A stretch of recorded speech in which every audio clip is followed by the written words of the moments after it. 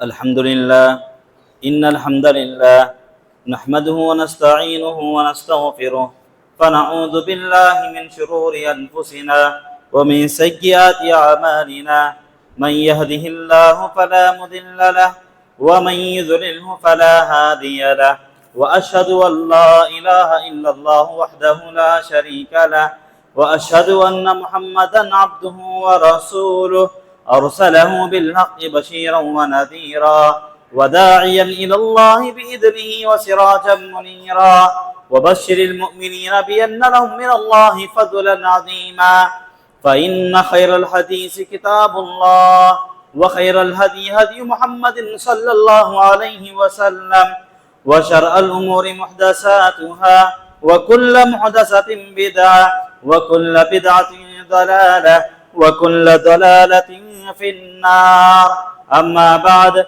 فأعوذ بالله من الشيطان الرجيم بسم الله الرحمن الرحيم والعصر إن الإنسان لفي خسر إلا الذين آمنوا وعملوا الصالحات وتواصوا بالحق وتواصوا بالصبر عن أبي هريرة رضي الله تعالى عنه عن النبي صلى الله عليه وسلم قال اجتنبوا السبع الموبقات قال يا رسول الله صلى الله عليه وسلم وما هن قال الشرك بالله والسحر وقتل النفس التي حرم الله إلا بالحق وأكل الربا وأكل مال اليتيم والتولي يوم الزحف وقذف المحسنات المؤمنات الغافلات رواه البخاری۔ تمام قسم کی تعریف و توصیف، کبریائی و بڑائی، حمد و ثنا اس وحدہ لا شریک لہ کے لیے لائق و زیبا ہے کہ جس نے مجھے اور آپ کو اشرف المخلوقات میں سے عطا فرمایا۔ بعدہ تمام انبیاء علیہ السلام پر درود و سلام ہو، بالخصوص میرے اور آپ کے آقا تاجدار مدینہ محمد مصطفیٰ احمد مجتبی سرور کونین محسن انسانیت خاتم النبیین صلی اللہ علیہ وسلم پر انگنت درود و سلام ہو۔ حاضرین جمعہ اور معزز خواتین اسلام، میں نے خطبہ مسنونہ کے اندر صحیح بخاری حدیث نمبر 2760 پر 6 پڑھی۔ اس حدیث کے اندر اللہ کے رسول صلی اللہ علیہ وسلم نے 7 چیزوں سے ہمیں بچنے کا حکم دیا ہے۔ تو آئیے اس حدیث کو سامنے رکھتے ہوئے 7 ہلاکت کرنے والی چیزیں کیا ہیں، انسان کو برباد کرنے والی وہ 7 چیزیں کیا ہیں جس سے بچنا ہمارے لیے از حد ضروری ہے، اس پر بھی باذن اللہ گفتگو کرنے کی کوشش کروں گا۔ دعا کرتا ہوں کہ اللہ تبارک و تعالی کہنے والے کو درست بات اور قرآن و حدیث کے موافق بات بتلانے کی توفیق عطا فرمائے، بعدہ کہنے والے کو اور سننے والوں کو بھی عمل کی توفیق عطا فرمائے، آمین۔ محترم حضرات، اللہ تبارک و تعالی نے دین اسلام کے اندر ہر چیز کی سہولت عطا کی ہے۔ اللہ تبارک و تعالی نے انسانوں کے لیے آسانی ہی آسانی فراہم کی ہے، مگر وہیں پر اللہ تبارک و تعالی نے کچھ شرط رکھ دیا، کچھ ایسے کنڈیشنز، کچھ ایسے قوانین اللہ تبارک و تعالی نے اس بنی نوع انسانیت کے اوپر نازل کر دیا کہ ان شرائع پر عمل کرنا ازحد ضروری ہے۔ اگر انسان ان قوانین پر عمل نہیں کرتا، ان شرائع پر عمل پیرا نہیں ہوتا، تو یقین مانیے کہ انسان ناکام و نامراد ہوگا۔ یہی وجہ ہے اللہ تبارک و تعالی نے خود زمانے کی قسم کھاتے ہوئے بیان فرمایا، والعصر، زمانے کی قسم، ان الانسان لفی خسر، اس زمانے کے اندر، اس دنیا کے اندر جتنے بھی انسان ہیں، جتنے بھی جنات ہیں، جتنے بھی مخلوقات ہیں، خصوصاً جتنے بھی انسان ہیں، یہ تمام کے تمام انسان لفی خسر یعنی نقصان اٹھانے والے ہیں۔ یہ تمام کے تمام انسان خسارہ اٹھانے والے ہیں۔ یہ تمام کے تمام انسان نقصان اور بے فائدہ اور بے معنی زندگی گزار رہے ہیں۔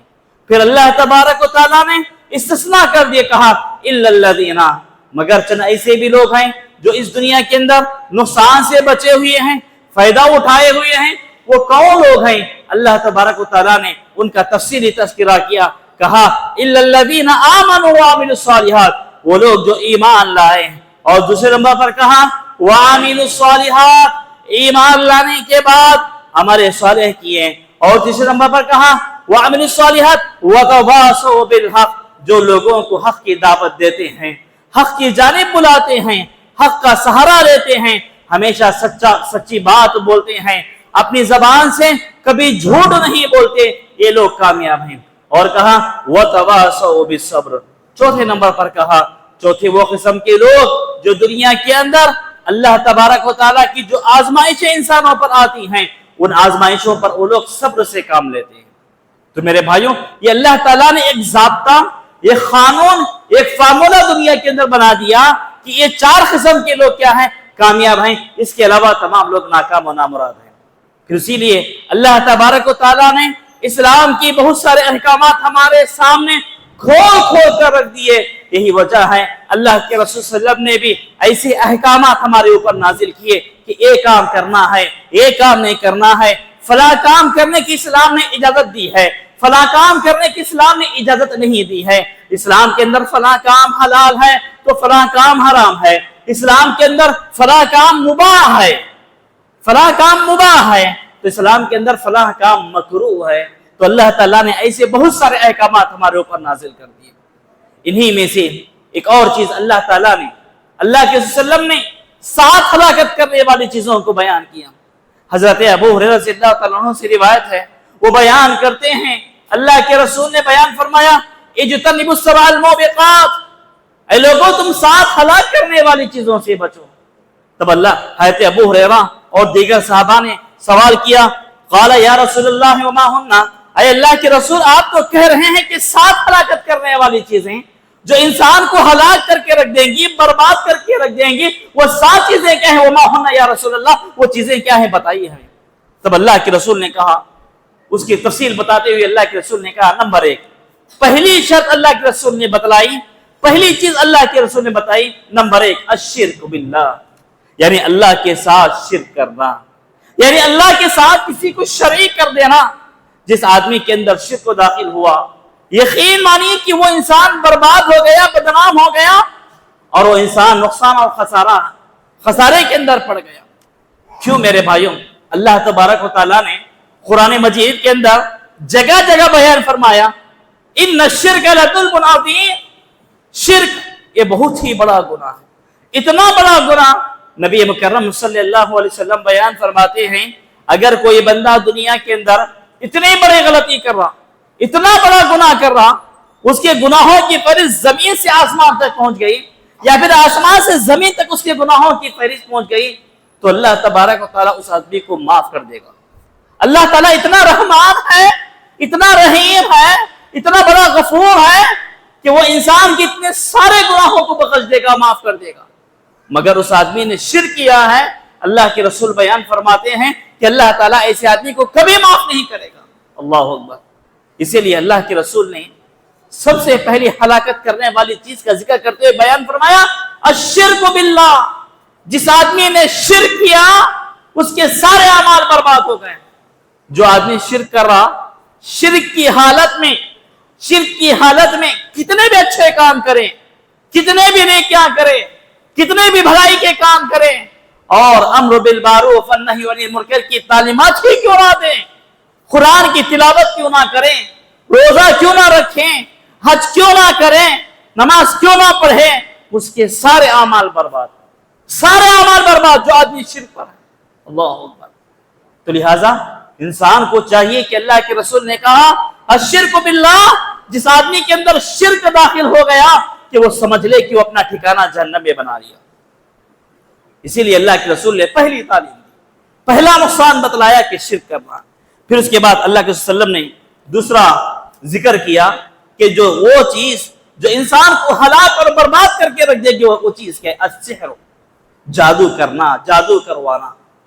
آج کے زمانے میں عام ہو گیا، دو بھائیوں کا آپس میں نہیں بن پا رہا ہے، آپس میں نہیں جم رہا ہے، ان اس کے اوپر جادو، ان اس کے اوپر جادو کر رہا ہے۔ اللہ کے رسول نے بیان فرمایا جادو کرنا حرام ہے، کسی پر جادو کروانا حرام ہے۔ جادو کرنے والا، جادو کروانے والا، یہ دونوں جہنمی ہیں، یہ دونوں کبھی جنت کی خوشبو تک نہیں پائیں گے۔ یہ دوسری چیز ہے کہ اللہ کے رسول نے وضاحت کے ساتھ بیان فرمایا کہ جادو نہ کسی کے اوپر کرو، نہ کسی کے اوپر کرواؤ، اور نہ ہی جادو سیکھو۔ جادو سیکھنا بھی حرام ہے میرے بھائی، چاہے وہ جادو کی کوئی بھی قسم ہو، چاہے وہ جادو کالا جادو ہو، چھوٹا جادو ہو، معمولی جادو ہو، انسان کو جادو نہیں سیکھنا چاہیے۔ اگر وہ سیکھ چکا ہے، اگر اسے جادو کرنا آتا ہے، اللہ کے رسول بیان فرماتے ہیں ایسے آدمی پر واجب ہے کہ وہ کسی کے اوپر جادو نہ کرے، کسی کے اوپر جادو نہ کرے۔ اللہ اکبر۔ آج کے زمانے میں جادو کرنا، جادو کروانا عام ہو گیا ہے میرے بھائیوں۔ جو لوگ کسی کے اوپر جادو کروا رہے ہیں، کسی کے سامان لے کر یا پھر کسی کے اوپر دشمنی کو یا اپنی دشمنی کا بدلہ لینے کے لیے کسی پر جادو کرا رہے ہیں، ایسے لوگوں کو یہ بات سمجھ لینا چاہیے کہ وہ اپنے اعمال کو برباد کر رہے ہیں۔ وہ انسان کو یہ عمل ہلاک اور برباد کر کے رکھ دے گا۔ پھر اس کے بعد اللہ کے رسول نے بیان فرمایا تیسری چیز ہے وَقَتْلُ النَّفْسِ الَّتِي حَرَّمَ اللَّهُ إِلَّا بِالْحَقِّ۔ اللہ کے رسول بیان فرماتے ہیں جس کے قتل کرنے کا، جس آدمی کو اللہ نے قتل کرنے کو حرام قرار دیا ہے، یا کسی بھی چیز کو قتل کرنا حرام قرار دیا ہے، مگر انسان کیا کرتا ہے؟ اللہ کی حرام کردہ چیز کو قتل کر دیتا ہے۔ اللہ اکبر۔ آج کے زمانے میں بھی عام ہو رہا ہے قتل، مرڈر، زنا، یہ تمام چیزیں اسی کے اندر اللہ کے رسول نے بیان فرمایا وَقَتْلُ النَّفْسَ الَّتِي حَرَّمَ اللَّهُ إِلَّا بِالْحَقِّ۔ اللہ نے ایک انسان کو دوسرے انسان کو قتل کرنے کو حرام قرار دیا۔ اللہ رحم فرمائے، یہ آج کے زمانے میں عام ہوتا جا رہا ہے۔ پھر اس کے بعد اللہ کے رسول نے چوتھے نمبر پر بیان فرمایا وَأَكْلُ الرِّبَا، سود کھانا بھی حرام ہے۔ میرے بھائیوں، سود یعنی بیاج، اللہ کے رسول بیان فرماتے ہیں سود کھانا حرام ہے، سود پر پیسہ لینا حرام ہے، سود پر کسی کو پیسہ قرض دینا حرام ہے، لون دینا حرام ہے۔ اللہ کے رسول نے اتنا بیان فرمایا الراشی والمرتشی کلاہما فی النار، سود کھانے والا، سود کھلانے والا، سود لینے والا، سود دینے والا، سود کا فارم فل اپ کرنے والا، سود پہ اوپر گواہ پڑھنے والا، سود کے کاغذات کی حفاظت کرنے والا، یہ تمام کے تمام حرام ہیں، یہ تمام کے تمام لوگ گنہگار ہیں۔ اللہ اکبر۔ ایک چھوٹی مثال کے طور پر مجھے لون چاہیے، میں بینک گیا، میں نے گولڈ یعنی سونا رکھ کر لون لینا چاہا۔ ایک آدمی آیا، بینک والے نے کہا کہ ہم آپ کو لون پر پیسہ دیں گے، ضرور ہم آپ کو لون پر پیسہ دیں گے، شرط اس بات کی ہے کہ آپ کسی ایک گواہ کو لائیں۔ میں نے دیکھا کہ میرا دوست وہاں پر بازو بیٹھا ہوا ہے، الحمدللہ اس کی کمائی حلال ہے، اس کا کھانا پینا حلال پر ہے۔ میں نے اپنے دوست کو کہا کہ آپ ایک سائن کر دیجئے، آپ کی چھوٹی سی سگنیچر سے مجھے لون ملے گا، مجھے پیسہ ملے گا، میری پریشانی ختم ہو جائے گی۔ وہ بیچارہ کیا سوچتا ہے کہ میں اپنے بھائی کی مدد کر رہا ہوں، ایک چھوٹی سی دستخط کرنے پر میرا کیا جائے گا؟ یہاں پر اللہ کے رسول بیان فرماتے ہیں وہ آدمی اپنے دوست کی مدد کرنے کے لیے اگر سگنیچر کرتا ہے، دستخط کرتا ہے، تو گویا کہ اس نے بھی سود پر عمل کیا، گویا کہ اس نے سود کھائے جیسا ہوا، گویا کہ وہ آدمی بھی جہنمی ہے۔ اللہ اکبر۔ سود کی گواہی بننا بھی حرام ہے۔ تو میرے بھائیوں، تو سود دینا، سود پر پیسہ دینا اور لینا کتنا بڑا گناہ ہوگا۔ اللہ کے رسول نے وضاحت سے بیان فرمایا الراشی والمرتشی کلاہما فی النار، یہ دونوں جنا جہنم میں، کلاہما فی النار، دونوں۔ اور سود کے جتنے بھی اخوات ہیں یا پھر سود سے کنیکشن رکھنے والے جتنی بھی چیزیں ہیں، یہ تمام کی تمام جہنمی ہیں۔ اللہ کے رسول نے بیان فرمایا اکل الربا، جو آدمی سود کھاتا ہے وہ ہوشیار ہو جائے، سمجھ جائے۔ تو میرے بھائیوں، پھر اس کے بعد اللہ کے رسول صلی اللہ علیہ وسلم نے 5ویں نمبر پر بیان فرمایا اکل مال الیتیم واکل مال الیتیم، یتیم کا مال کھانا بھی۔ جو آدمی یتیم کا مال کھاتا ہے وہ آدمی بھی بہت بڑا گنہگار ہے۔ اگر کوئی آدمی کسی غریب کا مال، کسی کمزور کا مال، کسی لاچار آدمی کا مال زبردستی ہڑپ کر لیتا ہے ظلم کے ذریعے، مال کھانے کا مراد کیا ہے؟ اس میں کئی چیزیں ہیں میرے بھائی۔ مثلا کیا ہے؟ اس کا پیسہ کھا لینا، اس کی جگہ کو اپنے کنٹرول میں کر لینا، قبضہ کر لینا، یا پھر اس کے اوپر ظلم و ستم کے پہاڑ توڑنا، یہ تمام چیزیں وہ اکل مال الیتیم، یتیم کے اوپر اگر ظلم ہو رہا ہے، اللہ کے رسول فرماتے ہیں کہ یہ ظلم کرنا اس آدمی کو ہلاک اور برباد کر کے رکھ دے گا۔ اتنا ہی نہیں، یہ ظلم انسان کو سیدھا جہنم کے دروازے تک پہنچا دے گا۔ اللہ، اس لیے ہمیں یتیم کے اوپر ظلم کرنے سے بچنا ہے۔ یہاں پر یتیم سے مراد وہ آدمی جس کے باپ کا انتقال ہو چکا ہو، ایسا یتیم ہے۔ یہاں پر بعض مفسرین اور بعض محدثین نے یہ بات بتلائی کہ اگر ہم کسی کمزور آدمی کے اوپر ظلم کر رہے ہیں اس کا بھی یہی انجام ہے، کمزور آدمی کے اوپر بھی ظلم نہیں کرنا۔ اور اسی طرح اللہ کے رسول نے بیان فرمایا چھٹی چیز التولی یوم الذہب، یعنی وہ آدمی جب جنگ کا میدان چھڑ گیا تو پیٹ پھیر کے بھاگ رہا ہے، تو ایسا آدمی بھی گنہگار ہے، ایسا آدمی بھی جہنمی ہے۔ اور اسی طرح 7ویں نمبر پر بیان فرمایا وخسف المحسنات المؤمنات الغافلات، اللہ کے رسول بیان فرماتے ہیں پاک دامن عورت پر الزام لگانا، تہمت لگانا، یا پھر پاک دامن مرد پر الزام لگانا، تہمت لگانا، اسے بدنام کرنے کی کوشش کرنا، معاشرے کے اندر اسے بدنام کرنا۔ اگر کوئی آدمی کسی پاک دامن مرد یا کسی پاک دامن عورت پر الزام لگاتا ہے، یا پھر اپنے علاقے میں، اپنے محلے میں، یا پھر اس کو بدنام کرنے کی کوشش کرتا ہے، یا پھر اسے کسی جھوٹے کیس میں پھنسا دیتا ہے، تو ایسے آدمی کے بھی سارے اعمال برباد ہو جائیں گے۔ جس طرح ایک دیمک لکڑی کو کھا لیتی ہے، ویسے ہی اس کے یہ اعمال اسے گناہوں میں مبتلا کر دیں گے، اس کے سارے نیک اعمال کو کھا جائیں گے۔ اللہ اکبر۔ تو یہ 7 چیزوں کا تذکرہ اللہ کے رسول نے بیان فرمایا، اور اپنے صحابہ سے کہا، اپنے صحابہ سے کہا اگر کوئی آدمی یہ 7 چیزیں سمجھ گیا تو گویا کہ وہ سمجھو کہ وہ جنت کے قریب بھی پہنچ گیا۔ جو آدمی ان 7 چیزوں میں سے کسی ایک چیز پر بھی عمل نہیں کیا، 6 چیزوں پر عمل کر رہا مگر ایک میں بھی کمی بیشی کیا، تو گویا کہ سمجھو کہ وہ جہنم کے دروازے کے قریب پہنچ گیا۔ اللہ اکبر۔ میرے بھائیوں، جن 7 چیزوں کا تذکرہ ابھی میں نے صحیح بخاری کی حدیث سے آپ کے سامنے رکھی، تو دیگر احادیث کے اندر اور بھی دیگر چیزوں کا اضافہ کیا گیا۔ مثلا ایک اور حدیث کے اندر اللہ کے رسول نے بیان فرمایا اللہ کے نزدیک سب سے بڑا گناہ کیا ہے؟ اللہ کے رسول بیان فرماتے ہیں کہ اللہ تعالیٰ نے انسانوں کو پیدا کیا ہے، اس کے باوجود انسان اللہ کی عبادت کرنے کے بجائے غیر اللہ کی پرستش کرنا یہ سب سے بڑا گناہ ہے۔ دوسرے نمبر پر اللہ کے رسول نے بیان فرمایا کہ اللہ کے نزدیک سب سے بڑا گناہ یہ ہے کہ کوئی آدمی کسی اپنی اولاد کو اس کو کھلانے اور اس کو پلانے کے ڈر سے اسے قتل کر دے، یہ اللہ کے نزدیک سب سے بڑا گناہ ہے۔ اگر کوئی آدمی اپنی ہی کسی اولاد کو کھلانے پلانے یا پھر اس کی شادی کے ڈر سے اسے قتل کر دے، یا پھر کوئی آدمی لڑکی کو منحوس سمجھے، یا پھر کوئی آدمی صرف لڑکوں سے محبت، لڑکیوں سے لاپرواہی، تو یہ اللہ کے نزدیک سب سے بڑا گناہ ہے۔ اللہ اکبر۔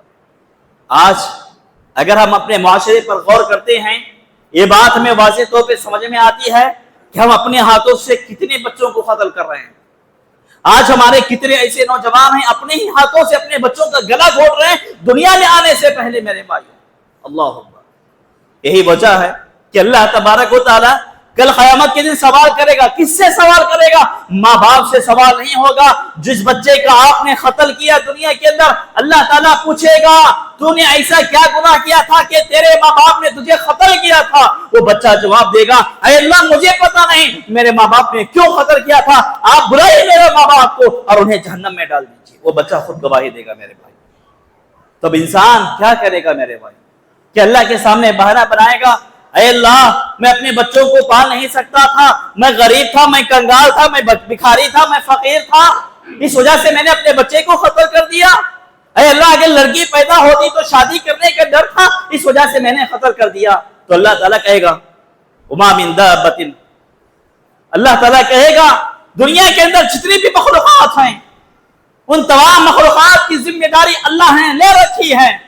کتنے ایسے غریب ہیں، کتنے ایسے فقیر ہیں جو فٹ پاتھ پہ سو جاتے ہیں مگر بھوکے نہیں سوتے، پیٹ بھر کے کھانا کھا کے سوتے ہیں۔ اللہ تعالیٰ انہیں کھلاتا ہے۔ سمندر میں تیرنے والی مچھلیوں کو اللہ تعالیٰ کھلاتا ہے، بلوں میں رہنے والی چڑیوں کو اللہ تعالیٰ کھلاتا ہے، جنگل بیابان میں رہنے والے پرندوں اور چرندوں کو اللہ تعالیٰ کھلاتا ہے۔ تو پھر ہم اللہ کے سامنے کیا بہانہ بنائیں گے جو آج ہم قتل کر رہے ہیں؟ اور بعض لوگ یہ بھی بہانہ بناتے ہیں ہم بچوں کو کھلانے اور پلانے کے ڈر سے تو بچوں کو ختم نہیں کر رہے ہیں، بلکہ بچوں کی پرورش ہم سے نہیں ہو رہی ہے، بچوں کی ستائیگی زیادہ ہو رہی ہے۔ اس وجہ سے بھی بہت سارے لوگ کیا ہے اپنی بیوی کو آپریشن کرا کے اپنے بچوں کی سلسلے کو ختم کر دیتے ہیں۔ یاد رکھیے یہاں پر میاں اور بیوی دونوں گنہگار ہیں۔ یہی وجہ ہے اللہ کے رسول نے بیان فرمایا اولاد کا قتل کرنا اللہ کے نزدیک سب سے بڑا گناہ ہے، اللہ کے نزدیک سب سے بڑا گناہ۔ میرے بھائیوں، اسی طرح ایک اور حدیث کے اندر اللہ کے رسول سے صحابہ نے پوچھا اے اللہ کے رسول اللہ کے نزدیک سب سے بڑا گناہ کیا ہے؟ اللہ کے رسول بیان فرماتے ہیں اللہ کے نزدیک سب سے بڑا گناہ تو یہ ہے کہ اگر کوئی آدمی اپنے والدین کو ستائے، اپنے ماں باپ کو ستائے، اپنے والدین کو تکلیف پہنچائے، یہ سب سے بڑا گناہ ہے، یہ سب سے بڑا گناہ ہے۔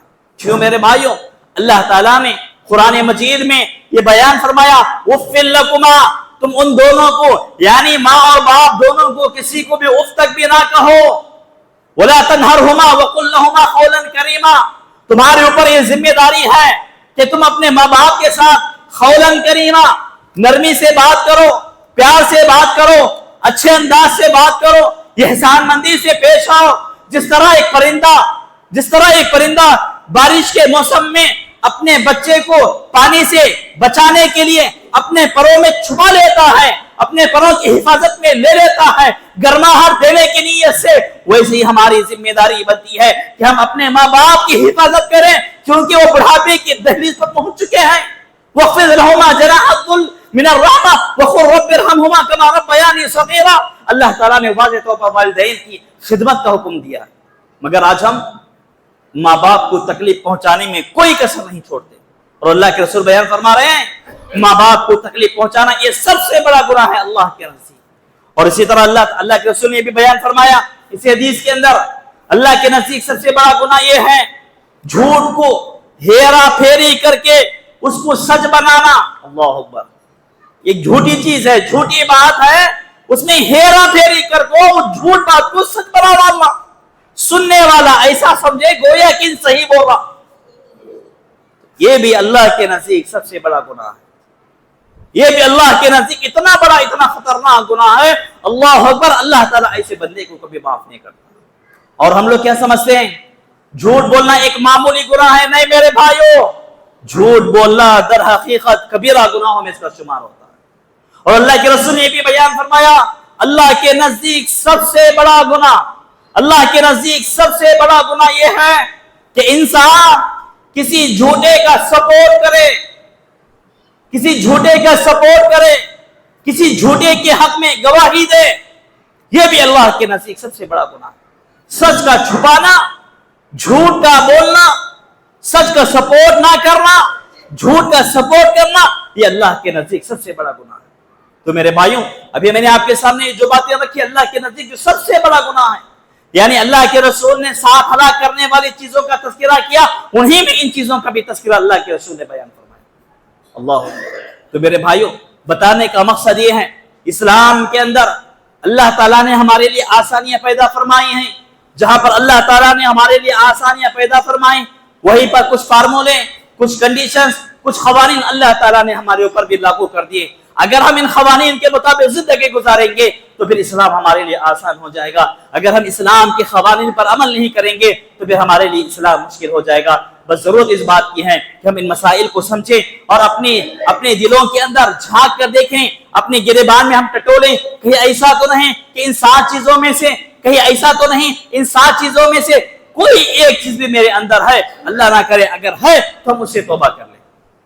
اگر ہمارے اندر کوئی ایک چیز بھی ہے ہم فوراً توبہ استغفار کریں، کیونکہ فَقُلْتُ اسْتَغْفِرُوا رَبَّكُمْ إِنَّهُ كَانَ غَفَّارًا، اللہ تعالیٰ کا وعدہ ہے جب بندہ کتنا بڑا گناہ کیوں نہ کریں، شرک کیوں نہ کریں، زنا کیوں نہ کریں، جھوٹ کیوں نہ بولیں، چوری کیوں نہ کریں، بڑا سا بڑا گناہ کریں، جب اس کے دل میں اللہ کا ڈر اور اس کا خوف پیدا ہو جائے، جب بندہ توبہ کرتا ہے، استغفار کرتا ہے، فَقُلْتُ اسْتَغْفِرُوا رَبَّكُمْ إِنَّهُ كَانَ غَفَّارًا، تو اللہ تعالیٰ ایسے بندے کو بخش دیتا ہے، کیونکہ وہ بڑا رحمان ہے، وہ بڑا بخشنے والا ہے۔ تو میرے بھائیوں، اگر ایک چیز بھی ہمارے اندر ہے، کوئی ایک غلطی ہمارے اندر پائی جا رہی ہے، ہم فوراً توبہ استغفار کے دروازے کو کھٹکھٹائیں اور ابھی سے ہم نمازوں کی پابندی کرنے کی کوشش کریں، ابھی سے ہم نیک اعمال میں آگے بڑھنے کی کوشش کریں، جو بھی نیک کام ہم کر سکتے ہیں وہ نیک کام کرنے کی کوشش کریں۔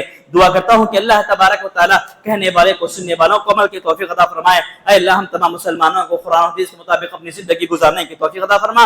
اے اللہ جب تک تو ہمیں دنیا میں زندہ رکھے دین اسلام پر زندہ رکھ، جب بھی ہمارا خاتمہ ہو تو دین اسلام پر ہو، آمین۔ ربنا تقبل منا انك انت السميع العليم وتب علينا انك انت التواب الرحيم۔ سبحان ربك رب العزة عما يصفون وسلام على المرسلين والحمد لله رب العالمين۔